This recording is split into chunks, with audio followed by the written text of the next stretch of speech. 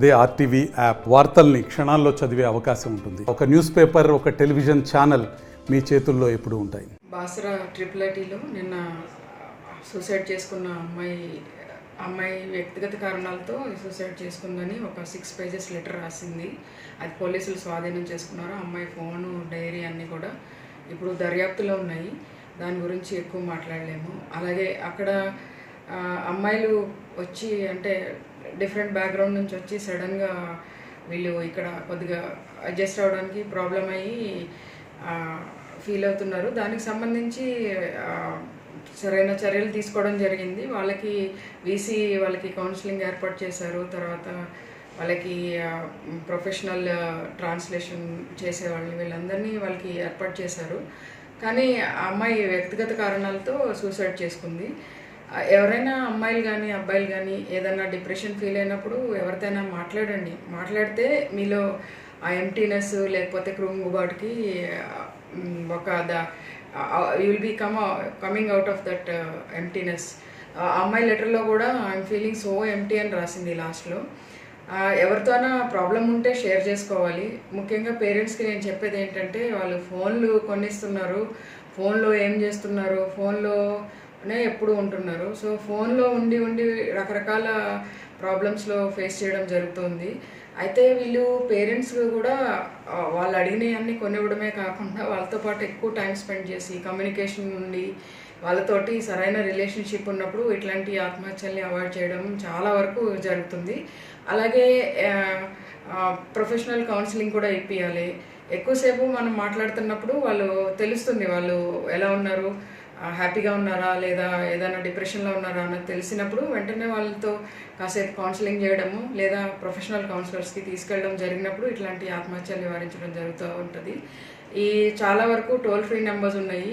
ఈ ఆత్మహత్య చేసుకోవాలనే ఒక ఆలోచన వచ్చినప్పుడు దానికి ఎట్లాగా కౌన్సిలింగ్ చేసి వాళ్ళు ఆన్లైన్లో చాలా కౌన్సిలింగ్ సెంటర్స్ ఉన్నాయి. రోషిని అని ఇంకా కొన్ని ఉన్నాయి ఫేమస్ కౌన్సిలింగ్ సెంటర్స్. వాళ్ళని సంప్రదించవచ్చు.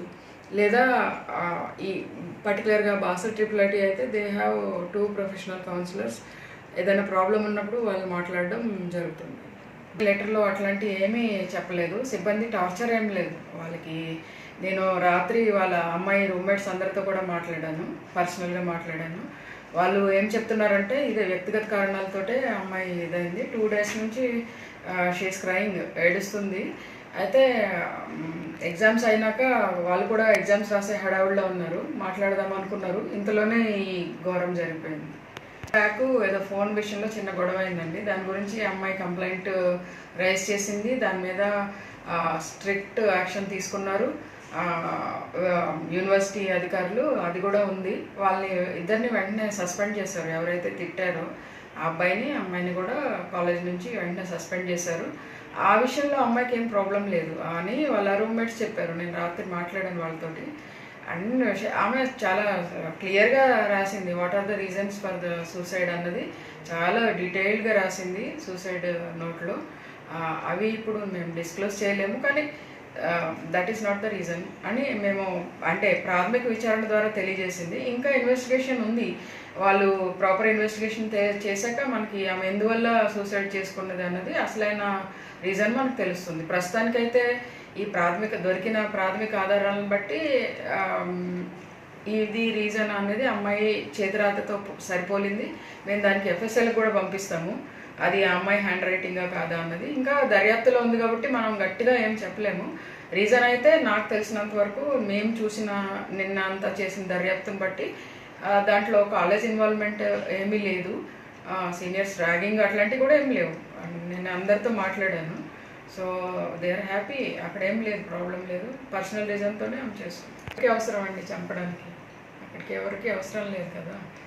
అదంతా కాలేజ్, అది మంచిగా పిల్లలు చదువుకోవడానికి వచ్చారు. ఎవరు చంపుతారు? లోపలికి ఎవరికి ఎంట్రీ కూడా లేదు. అన్ని సీసీ కెమెరాస్ ఉన్నాయి. ఎవరికి చంపే ఇది లేదు. ఆ అమ్మాయి స్వయంగా రాసింది. ఈవెన్ పోస్ట్ మార్టంలో కూడా ఎక్కడ చచ్చిపోయినట్టు చెప్పలేదు డాక్టర్స్. మరిన్ని వీడియోస్ కోసం ఛానల్ ని సబ్స్క్రైబ్ చేయండి. లేటెస్ట్ అప్డేట్స్ కోసం వాట్సాప్ ఛానల్ ని ఫాలో అవ్వండి. ఆ లింక్ డిస్క్రిప్షన్ లో ఉంది.